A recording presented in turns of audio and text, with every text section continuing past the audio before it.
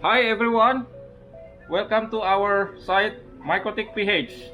And then let me introduce myself. I am Kim and here is Mar.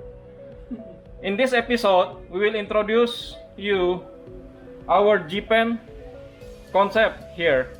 And then it's all about net power deployment, and then it's for your knowledge.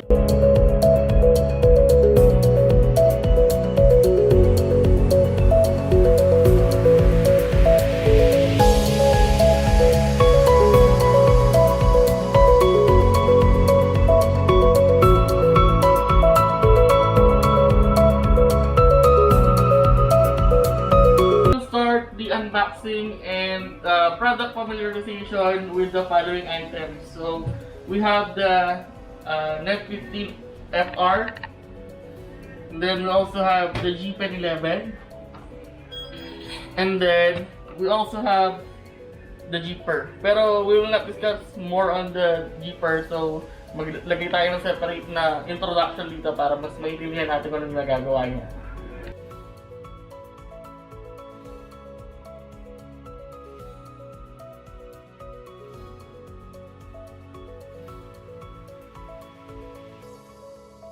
So let's start by introducing the Net Power FR.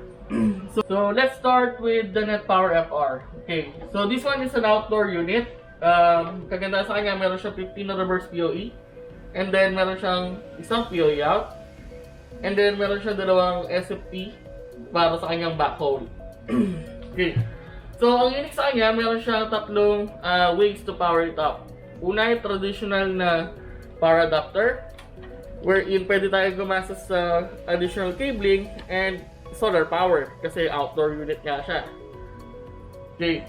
So kung wala naman tayong solar o wala tayong power source sa paligid, yung kagandahan, pwede mo na rin siyang i-power through reverse POE. So papakita natin yun mamaya sa tulong ng Gpen. At yung isang powering pa niya is yung, syempre, yung kanyang POE out. Pwede siyang i-cascade sa kasunod niyang POE in device.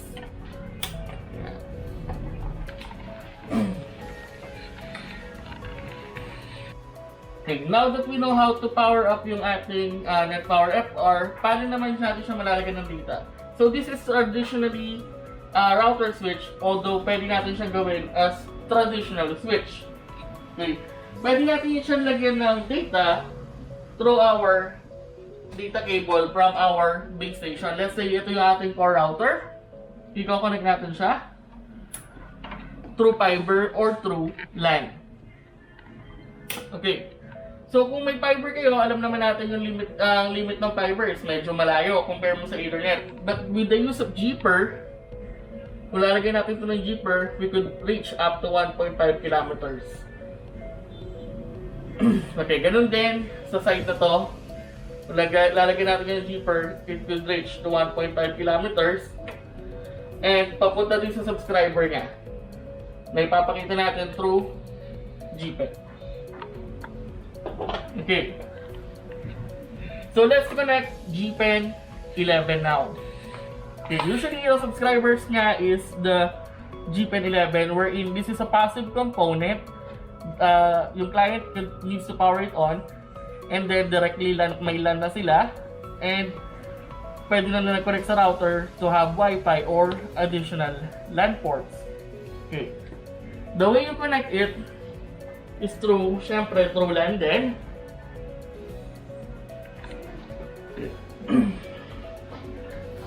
Papunta dun sa ating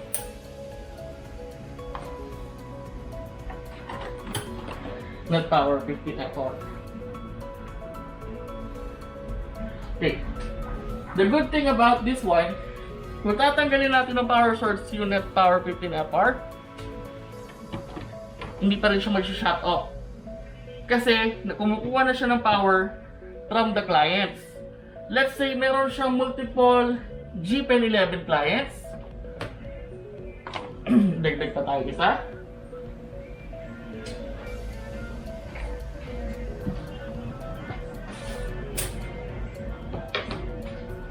Ito yung kanyang second client.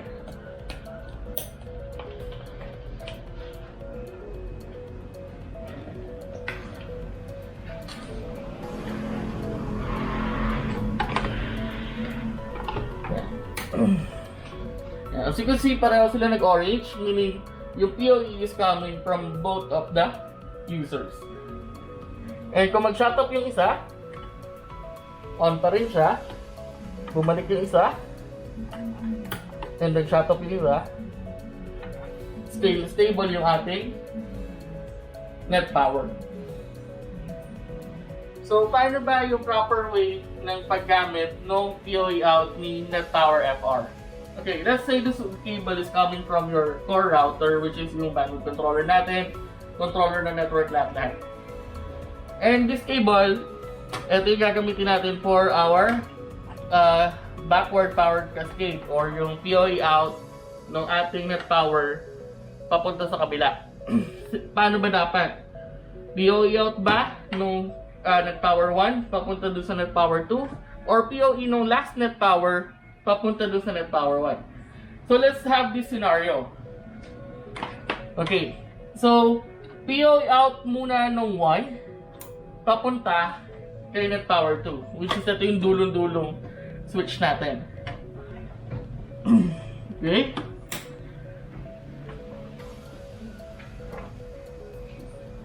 So, kung may client, ito, si net power 2, mapapower siya. Okay. So, alam naman natin may 15% Gpen, mapapower siya kahit anong mangyari. Pero, hindi niya mapapower si net power 1, which is ito yung connected sa ating core router. So, ang mangyayari, kahit na-power siya ng kanyang Gpen, hindi niya na-power up yung kasunod, bali wala. Walang internet yung Gpen na client niya. Pero, kung ganito scenario ang gagawin natin, net power 2 will power the net power 1.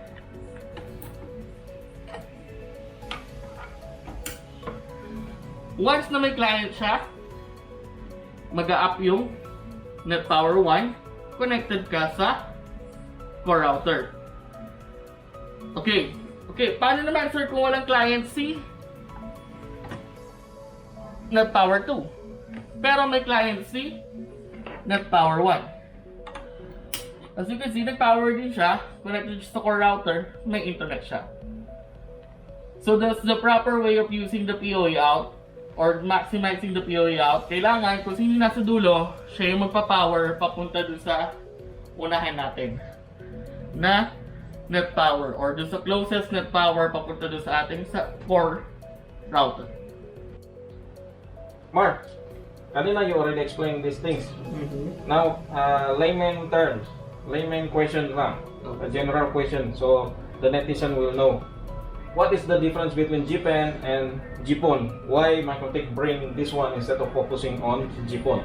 Okay, so on Gpon, you're maximizing on optical, meaning the fiber. This one, Mikrotikph brought up Gper and be able to brought up Gpen to maximize yung use of LAN cable or the Ethernet cable.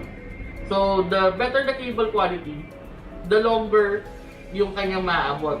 So basically, maximum natin sa length ng ating LAN cable is 100 meters, but through the use of Gper, so nagawa ng capable of up to 1.5 kilometers or minsan up to 3 kilometers pa if both have PoE. Pero depending on the calculation ng voltage every after Gper. So you could use multiple Gpers to reach 1.5 kilometers or more on your Ethernet cable. So meaning to say, ito Mark, every 100 meters of the cable, you put another Gper. Yes sir. The first 100, so the first 100 meters, you'll have the Gper. Okay, And the first then- 100 Yes, Gper, sir. And every after Gper, 210. 210 meters. So netizen, yeah, take note of this. So the first is 100 meters and then susunod, the next one is 210. 210 meters and then 210 meters. And up to 7 Gpers yung pwede mong gamitin. Okay. Okay, provided the calculation ng PoE and the wattage is masusunod natin. So with this one, you can go up to 1.5 kilometers. 1.5 kilometers. Okay. Okay, so with the use of the Gper, so meron na tayong outdoor switch, which is makikita naman natin yung sturdy yung build. At the same time, yung power source is capable ng solar or pwede yung sa ating power outlet or powered by the Gpen or by the subscribers. This is Gpen 11. Okay. So we also have the Gpen 21 kaso wala pa tayo dito sa Philippines. Okay. Now, this one is outdoor. Yes sir, this one is outdoor unit so weatherproof, pwedeng maulan na ito. Okay. And then what about the Gpen?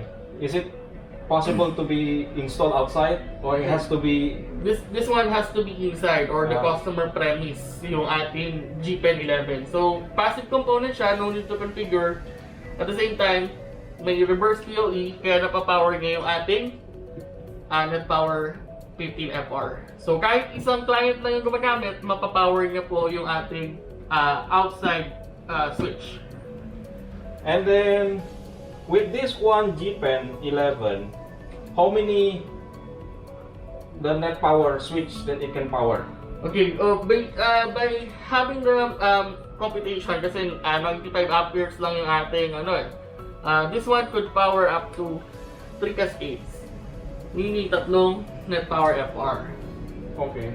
So with this power adapter, 48 volt, 0.95 ampere, it can power up the Gpen itself and then power up 3 units of net power FR. Yes sir. 15 FR.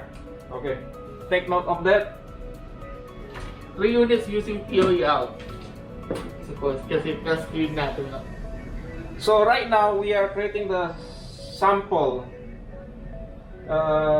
here. So this is gonna be a unit 1. If you're Subscriber 1. if you're having condominium, this one could be unit 1 and then this one condominium unit 2. Okay. So, ang magandang deployments nito, pwedeng, kung ayaw mong gumamit ng Gpen, you could use this one as CCTV core. So, wala nga lang siyang reverse PoE. Pwede rin sa mga stoplights. Siyempre, alam naman natin network. Or, siyempre, ang kagandahan ngayon, ginagamit sa public Wi-Fi. So, pwede mo rin siyang gamitin sa public Wi-Fi kasi outdoor unit siya. So, pwede mo rin naman itong gamitin sa public Wi-Fi. And magandang application ng set na ito is subdivisions, condominiums, and compounds. Apartments pwede rin. So, at least, you are not deploying expensive optical cables.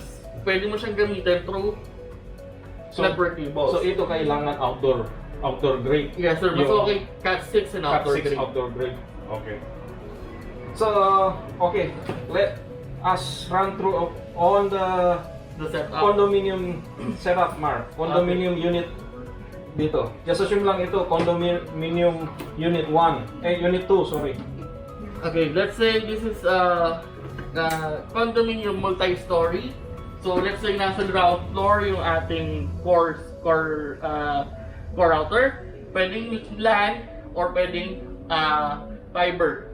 Depende sa inyo. And then, let's say this has 15 units na carry. And then, you want to cascade, paakyat.